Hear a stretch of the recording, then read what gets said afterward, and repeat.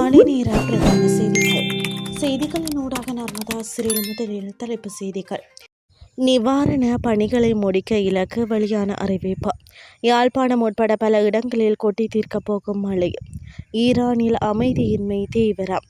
இனி விரிவான செய்திகள்.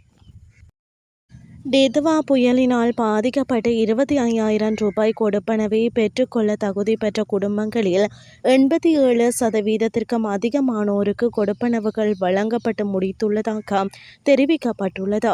குறித்த விடயத்தை பாதுகாப்பு அமைச்சு தெரிவித்துள்ளது.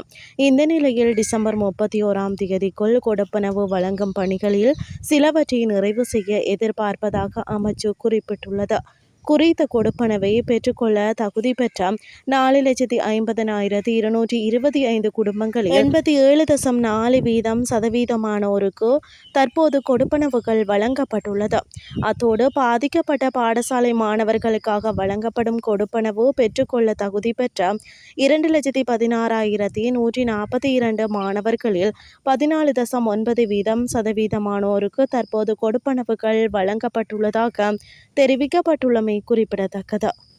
வடக்கு, கிழக்கு, மத்திய, வடமத்திய மற்றும் ஊவா மாகாணங்களிலும் கம்பாந்தோட்டை மாவட்டத்திலும் அவ்வப்போது மழையோ அல்லது இடியுடன் கூடிய மழையோ பெய்யக்கூடிய சாத்தியம் காணப்படுவதாக வளிமண்டலவியல் திணைக்களம் எதிர்வு கூறியுள்ளது. குறித்த விடயத்தை வளிமண்டலவியல் திணைக்களம் இன்று வெளியிட்டுள்ள அறிக்கையில் குறிப்பிட்டுள்ளது.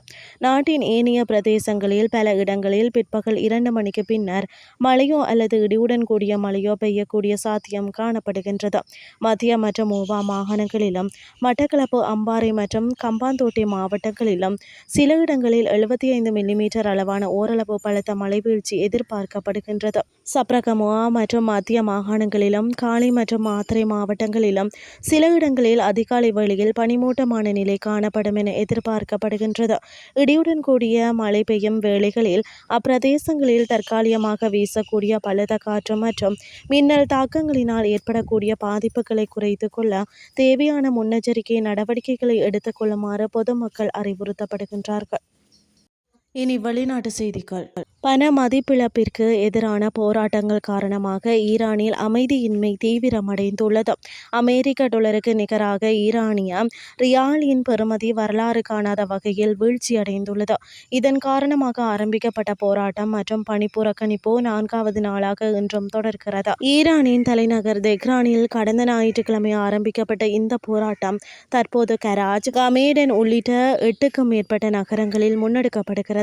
போராட்டங்களை கட்டுப்படுத்துவதற்கு காவல்துறை கண்ணீர் புகை தாக்குதல்களை நடத்தி வருகிறது.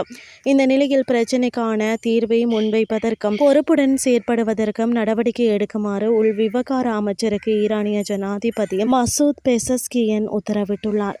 அத்துடன் ஈரானிய மத்திய வங்கி ஆளுநர் முகமது ரேசா பார்சினின் பதவி விலகலையும் ஜனாதிபதி மசூத் ஏற்றுக்கொண்டுள்ளதாக சர்வதேச ஊடகங்கள் செய்தி வெளியிட்டுள்ளன. இத்துடன் செய்திகள் யாவும் நிறைவடைகின்றது. அடுத்த இரவு 8:30க்கு எதிர்பாருங்கள். நன்றி.